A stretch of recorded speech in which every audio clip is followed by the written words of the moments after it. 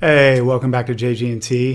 This is JG&T with another video. It's been a couple weeks. Ignore the neck thing. Just minor injury, but I'm all good. But I want to talk today real quickly and real briefly on NSO and expansion pack drop. There's a lot of people that are not a fan of, really upset by it. They think it's just Nintendo's just gouging people and different things and stuff like that.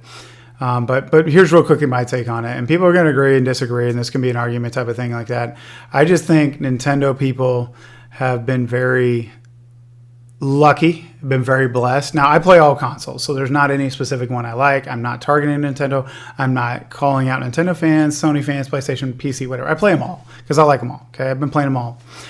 But the fact that they upped their price from the $20 a year to $50 a year for this expansion pass, which is basically N64 games with Sega Genesis games, and then obviously some DLC from Animal Crossing. I think it's fine. Honestly, I think it's fine. I'm not surprised, but people forget that Nintendo's really never had to do a subscription service thing. So $50 a year is cheap comparative to all the other companies. Now, I think what happened was this $20 a year, they were underpricing the things to just pull as many people in as they could, similar to what Game Pass did when they were dropping it down like $1 for 3 months or $14 for 3 months or $1 the first month and different things and stuff like that to kind of lure people in. I think this has been in the works for years. I think this has been in the works for a lot of years. It makes the most sense as you draw your customers in, you get them used to playing these different type of dynamics, you really see if the ecosystem works. Now, it's not perfect, it's not great. People don't like that Nintendo does not have voice chat and stuff in there. I have a theory behind that. I really have a big theory behind that is I think they don't include it in there because they don't have to then police it. Much like you have with PlayStation, with PC, and with Xbox, you really have to police it. And I go back to the original days of Halo 2, because I'm a little bit older, to where I was in college, and I had college buddies who were playing with, and they're cussing out and chewing out 10, 12-year-old, 8-year-old kids, and things and stuff like that. And I don't think Nintendo wants to deal with that, because it really creates a toxic gaming environment to where Apex and all these companies become very toxic towards the end. Now, for me, yes, it's not all the games that drop to pay $30 more for, but what I see, though, is long term, you're going to get a lot of games, and it may not be worth it to some people right now. By this time next year, if they're going to trinkle and drop games in, especially Nintendo 64 games, and if they get more rare games like they've proven they can do with Banjo-Kazooie and stuff like that, it's really going to open these things up. So this is just my perspective. I just think Nintendo's not used to it. Xbox and PlayStation, they went through this rough reality in the 2000s, and it was an uproar. It was a blow up. It was this type of thing. Xbox, blah, blah, blah, blah, blah. And then PlayStation was free for the longest time, and then PlayStation flipped over. There was a little bit of a scuffle and tiff like that, and then it's fine. I just think it makes sense for Nintendo. This has been the plan all along when they dropped the $20 service.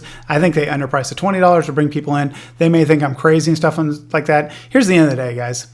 Everything's going to be subscription based. You want to play these games, they're going to get on the pony too. So why are people not chewing out, Xbox and PlayStation for all this type of stuff to get them to pony up too?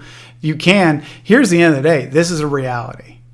Subscription services, online services are a reality, and Nintendo had to get in the game to continue to do what they've been doing, which is just continually rectify themselves from the Wii U. And that's just kind of where I want to leave it today. That's just my perspective on it. I just think Nintendo fans are in an uproar because they're not used to this. This is not a regularity for them.